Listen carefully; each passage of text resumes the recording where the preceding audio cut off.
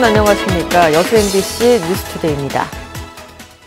전라남도가 치매 예방부터 진단, 돌봄, 치료까지 체계적으로 지원하는 치매 국가 책임제 정착에 적극 나섭니다. 전라남도는 2020년까지 6억 2천만 원을 들여 순천 성가롤로 병원을 광역치매센터로 위탁 운영하고 있으며 내년 말까지 22개 시군 보건소에 치매 안심센터를 설치 운영하기 위해 151억 원을 투입합니다. 전남도는 또 치매 노인 폐해 감지기 보급을 늘리고 폐교를 활용한 치매 쉼터 설치와 치매 안심마을 운영을 추진할 계획입니다. 현재 도내 노인 인구는 40만 8천 명, 이 가운데 치매 환자는 4만 9천 명으로 유병률은 11.6%, 전국에서 두 번째로 높습니다. 전남도 교육청이 투명한 교육재정 운영을 위해 주민참여 예산 제도를 강화합니다. 도교육청은 어제부터 순천에서 교육 관계자 지역민들이 참석한 가운데 주민예산 참여 설명회를 열고 재정 상황 설명과 함께 예산 편성에 지역민들의 의견을 수렴해 앞으로 재정 건전성을 높여나갈 방침입니다. 도교육청은 또 홈페이지를 통해서도 의견을 접수한 뒤 내년 예산 편성에 반영할 계획이라며 주민들의 관심을 당부했습니다. 한 부동산 업체가 건설사로부터 인센티브를 받으려다 고객의 명의를 도용했다는 보도 전해드렸습니다. 그런데 확인해보니 청약희망자의 명단을 대신 받아주는 아르바이트가 업계에서 성행하고 있는 것으로 드러났습니다. 조희원 기자가 취재했습니다. 부동산 업체들이 청약희망자와 분양회사를 연결해주고 분양회사로부터 인센티브를 받는 이른바 MGM 마케팅은 일부 분양 현장에서 공공연하게 진행되고 있습니다. 실질 청약률을 높이기 위해서인데 인센티브를 받으려는 부동산 업체들이 청약희망자의 명단을 받아 파는 전문 아르바이트생을 쓰는 경우도 발생하고 있습니다. 업계 사정을 잘 아는 한 부동산 중개업자는 분양 현장에 가면 아르바이트생을 쉽게 만날 수 있고 먼저 연락을 해오는 경우도 많다고 말합니다. 그분들이 전화가 와요. 이런 명단이 있는데 혹시나 이런 명단이 필요하냐 이렇게 전화가 오죠.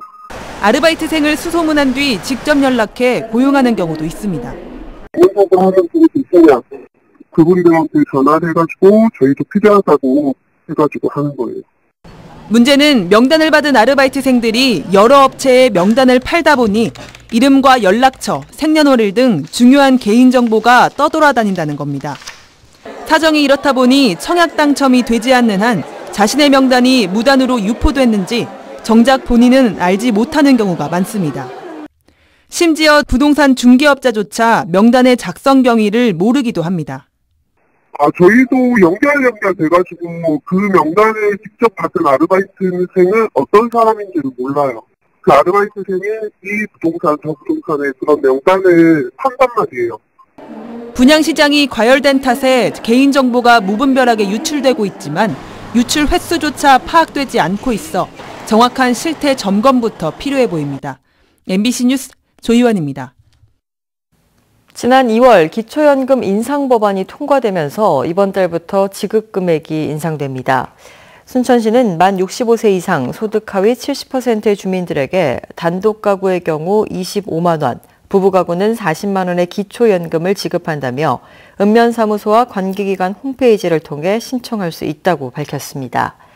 현재 순천시 65세 이상 인구는 3만 9천여 명으로 이 가운데 2만 9천여 명이 기초연금을 받고 있습니다.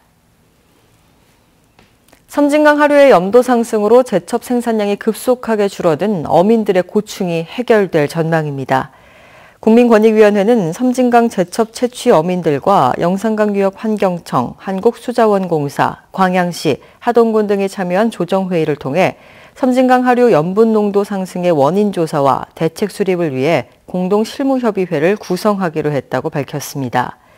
또 하천에 유입되는 물의 양을 늘리기 위해 용역 결과를 국가수자원관리위원회에 상정하기로 했으며 섬진강댐 재개발 사업으로 확보된 용수를 매일 방류하는 한편 하루에도 염분 측정기를 설치하기로 했습니다.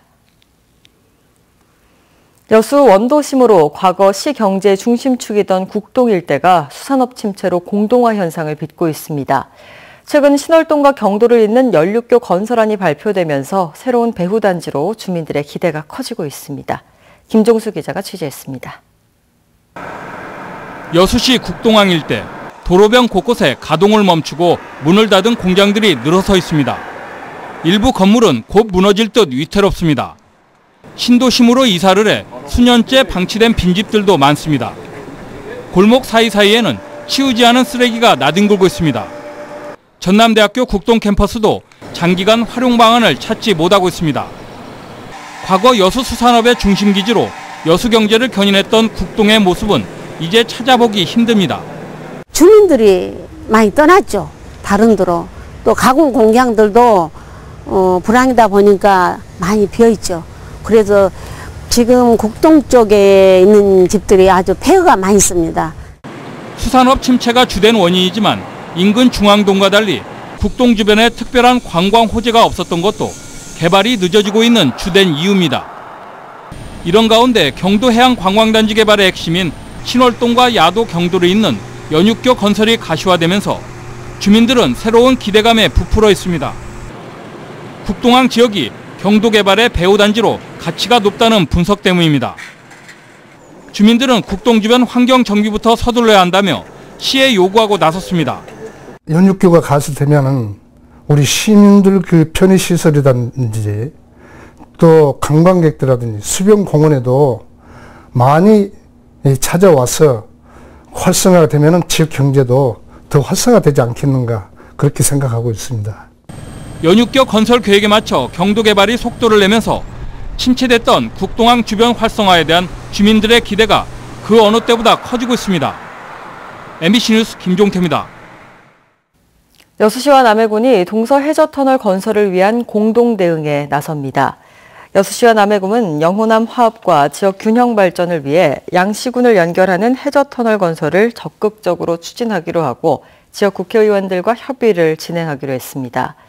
총 길이 5.93km의 동서 해저터널 건설 사업에는 5,040억 원의 사업비가 들어갈 것으로 추정되고 있지만 경제성이 낮다는 이유로 정부 계획에 반영되지 않고 있습니다. 최근 변화하는 장묘 문화에 따라 화장한 요고를 나무에 뿌리는 수목장에 대한 관심이 커지고 있는데요. 마땅한 공공시설이 없었는데 숲으로 유명한 장성에 공공수목장님이 만들어졌습니다. 송정근 기자입니다. 김병구 씨는 남들과 다른 방식으로 돌아가신 집안의 어른들을 모시겠다고 마음먹었습니다. 매장이나 납골당이 아닌 화장한 유골을 나무에 뿌리는 수목장으로 하면 자연과 함께 영원히 상생할 수 있을 것이라는 생각이 들었기 때문입니다. 첫째적으로 이제 환경 자체가 좋잖아요. 좋고 또 두 번째로는 뭐냐면은 그 나무 주변에다가 4기 정도 또 8기 정도 가족을 안장해서 여러 어떤 큰 면적의 땅을 차지하지 않고. 김 씨처럼 수목장에 관심을 갖고 있는 이들이 늘고 있습니다. 통계청 조사에 따르면 10명 중 4명은 화장 후 수목장 등 자연장으로 치르는데 호감을 나타냈습니다. 하지만 이런 수요와 관심에 비해 수목장을 치를 환경은 마땅치 않은 게 현실입니다.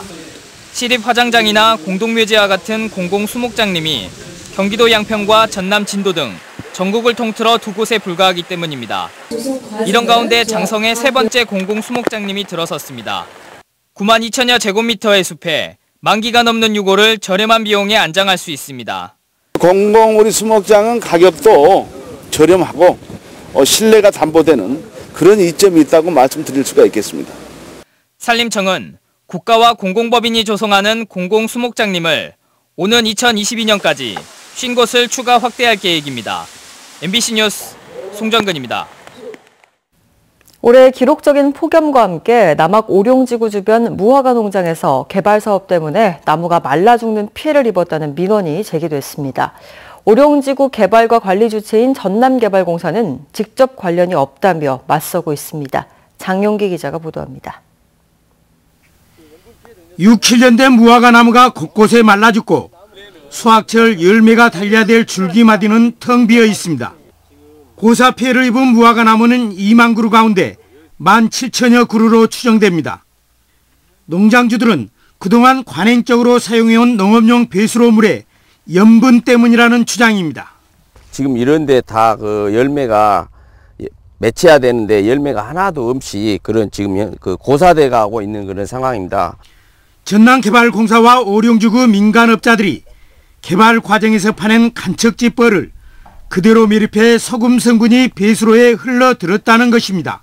해서 염분을 제거한 다음에 버려야 되는데 그 염분이 지금 들어온 바람에 지금 모르고 농수로를 물을 갖다가 쓰는 바람에 농장주들이 사용한 농업용수는 영산호로 들어가는 배수로 오관문 치수장입니다. 지난 8월 9일과 17일 이곳에서 각각 염도를 측정한 수치입니다. 무안군 농업기술센터 간이 측정 결과 0.4%에서 0.8%, 전남개발공사 민간의뢰 0.3%가 검출됐습니다. 모두 농업용수 0.1% 기준에 부적합한 것으로 나타났습니다. 그러면 보통 지하수 파도 0.1 미만이 나와야 돼요. 그래야지 지하수로서의 용도가 되는 거죠. 0.1 이상 나오면 저희는 오히려 우려가 되기 때문에 이 물을 쓰지 말라고 지도를 하거든요.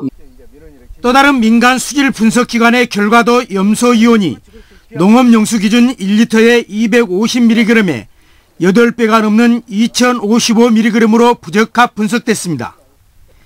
전남개발공사는 땅속 뻘은 폐기물이 아니라며 고사 피해를 둘러싼 종합적인 분석이 필요하다는 입장입니다. 근본적으로는 어떤 공사용 배수로 내에 어떤 담수된 물을 농업용수로 사용하는 것은 맞지 않다고 판단이 되고요. 공사가 땅을 팔았기 때문에 염해 책임도 있다는 농장주와 분쟁조정위원회 등 정식 절차를 밟아 해결하라는 전남개발공사의 입장이 팽팽히 맞서면서 고사 피해는 계속 늘어나고 있습니다. MBC 뉴스 장용기입니다. 광양시가 체육회 단체의 투명한 운영을 위해 보조사업 교육을 강화하고 있습니다.